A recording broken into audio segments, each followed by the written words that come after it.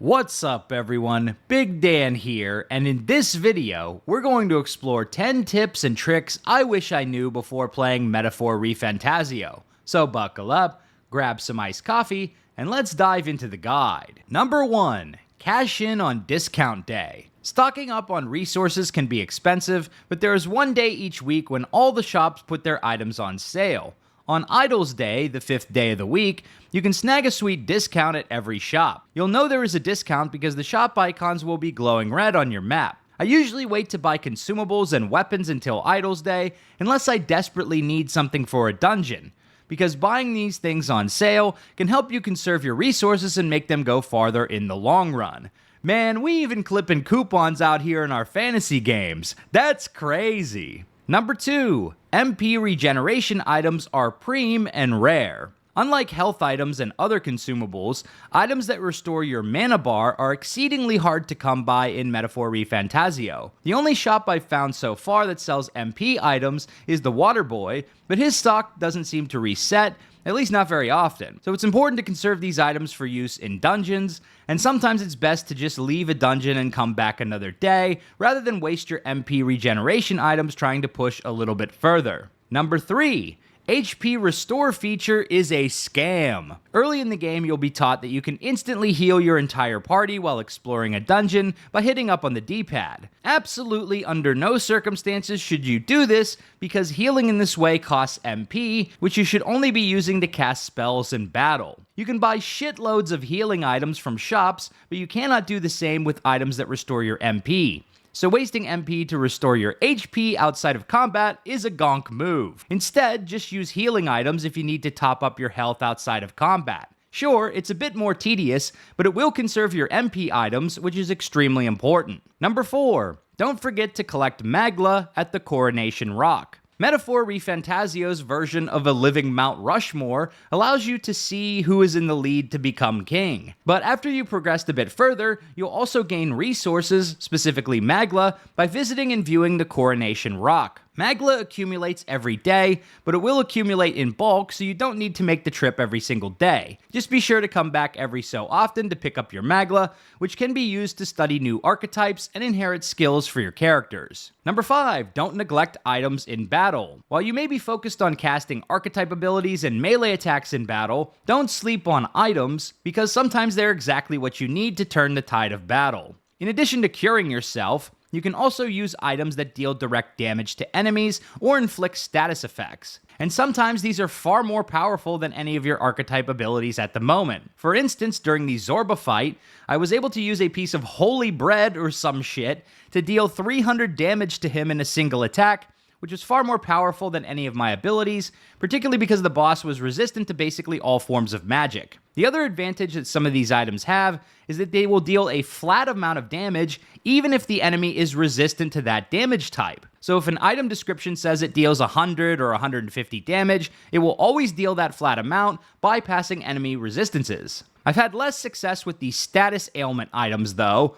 as items like paralysis arrows seem to fail far more than succeed in my opinion. But if you find yourself hard-pressed in a fight, take a quick browse through your items list and see if you have anything that can turn the tide in your favor. Number 6. Purifying items at the church can lead to top-notch gear. Some gear that you uncover in dungeons will not be equipable until you have purified it, which you can do at a church.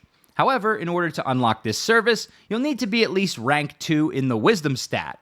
There is a bench that you can build up that skill across the street from the church in Grand Trad if you need to grind that stat out, by the way. Sometimes this is the way to find the best gear for your level. I was able to purify a halberd for Hulkenberg that did like 50% more damage than anything I had come across in the shops. So you'll definitely want to check this out anytime you run across some new gear in a dungeon. Number 7. The fastest method for grinding XP. Only gaining experience through the main story and quests is the sucker's way to level up in Metaphor Refantazio. If you want to grind out levels faster, then be sure to farm respawnable enemies, preferably ones that can be defeated without going into turn-based combat. For example, while exploring the Tradia Desert or the Belega Corridor, seek out enemies that are marked in blue when you activate Face Sight. Then simply run up and melee smash them to get a quick hit of experience. Some enemies will require you to zone transition within the dungeon in order to respawn, but this is a great way to quickly rack up some extra experience without wasting resources. Fighting enemies in turn-based battles will waste your HP and MP,